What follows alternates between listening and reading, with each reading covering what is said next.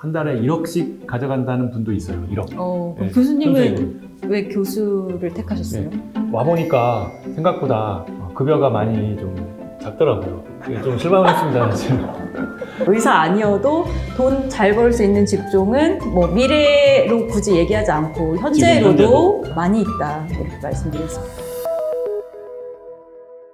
교수님들 조금 있으면은 곧 수능의 계절이잖아요. 요즘에 근데 10대들 뿐만 아니라 뭐 자녀가 있으신 부모님들까지 의대 열풍이 엄청 핫한데 왜 이렇게 열풍이 불고 있을까요, 지금? 저도 고등학생 때였던 것 같거든요. 진로를 선택할 때 무슨 과를 지원할까 하는데 그냥 우연히 생각된 게 의사를 하면 되게 안정적일 것 같다라는 생각. 다른 직종에 비해서는 조금 더 많이 벌 수 있지 않을까?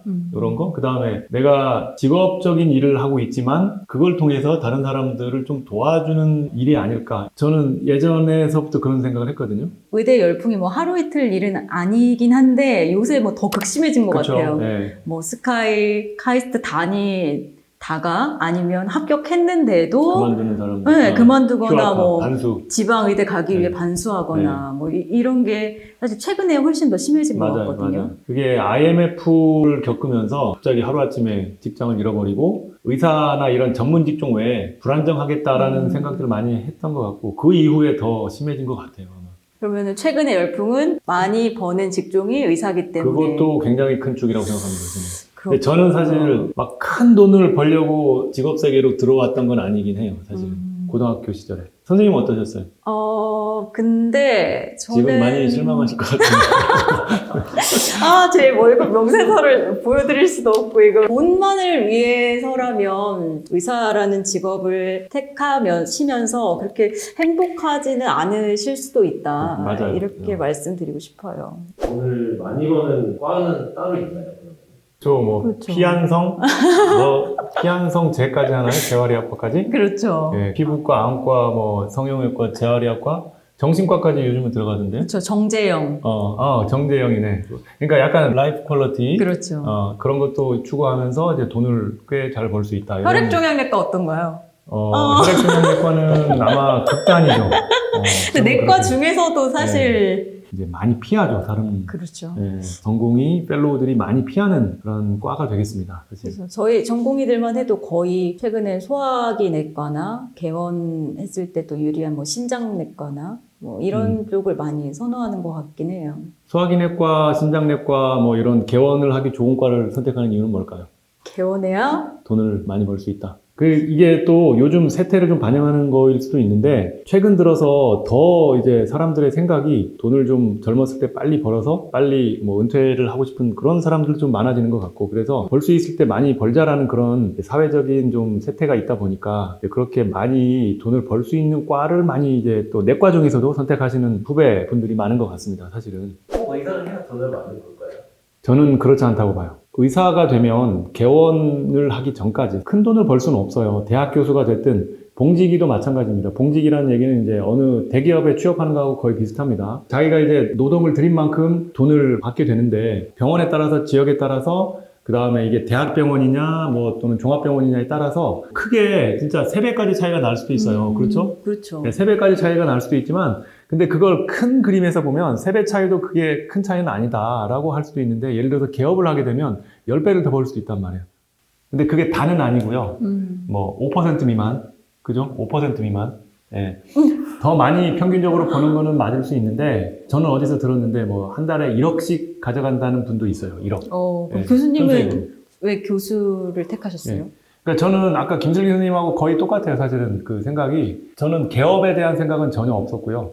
교수를 하면서 내가 하고 싶은 연구, 그 다음에 환자들 보고, 그 다음에 학생들 교육도 하고 이런데 사실은 저는 좀 가치가 있다라고 생각을 해서 한 거고요. 와보니까 생각보다 급여가 많이 좀 작더라고요. 좀 실망을 했습니다. 사실.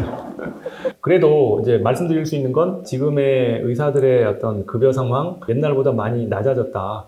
라는 말씀을 드리고 의사가 안 되고 만약 4차 산업 관련된 과들이 있잖아요. 컴퓨터공학과, 기계공학과, 수학, 물리학 이런 과로 만약에 진출을 해서 관련된 대기업 국내에만 있는 건 아니잖아요. 미국의 애플, 구글, 아마존, 엔비디아 이런 글로벌 회사에 만약에 취업을 했다.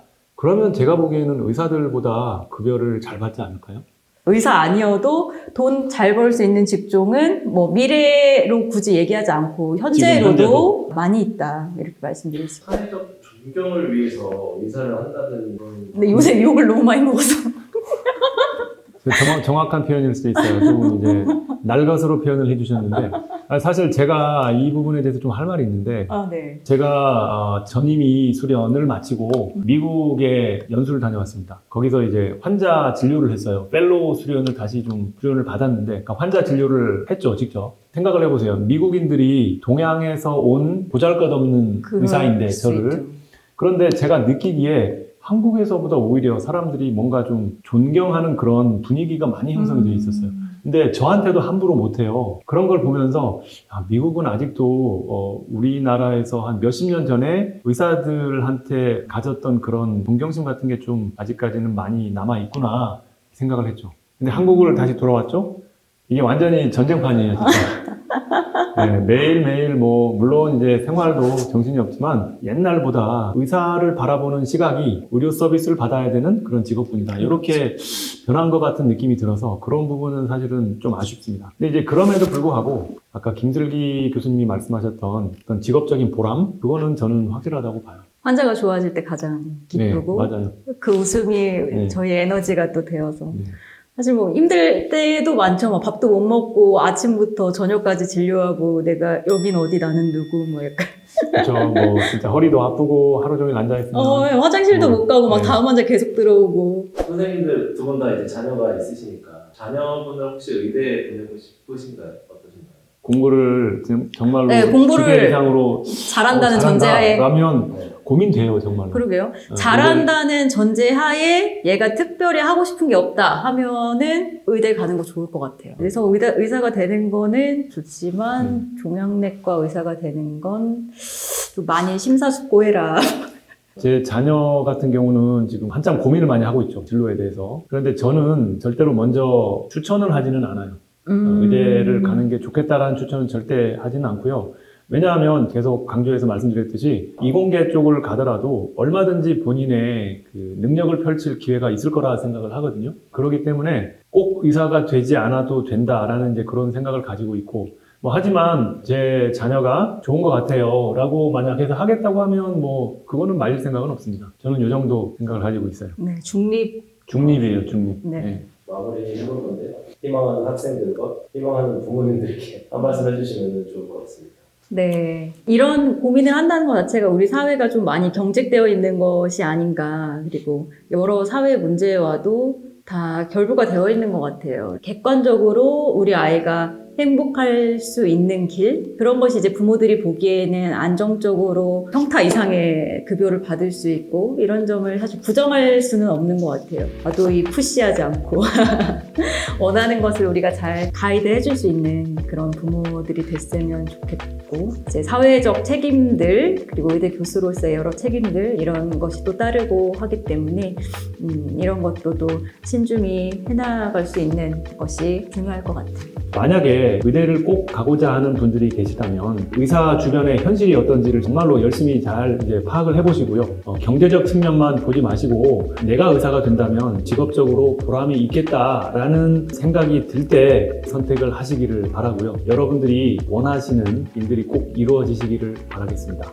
평소에 저희 암정복TV에서 어려운 얘기들 그리고 딱딱한 얘기들을 많이 했었는데 오늘은 이렇게 의대 열풍에 대해서 가벼운 얘기를 해보았습니다. 혹시 여러분들이 많이 좋아해 주시면 다음에 또 이런 의사들 주변에서 일어나는 일들에 대해서 또 얘기할 수 있는 기회가 있을 것 같습니다. 그러니까 여러분 오늘 내용이 좋으셨다면 좋아요, 구독, 알림 설정 많이 해주시면 감사하겠습니다.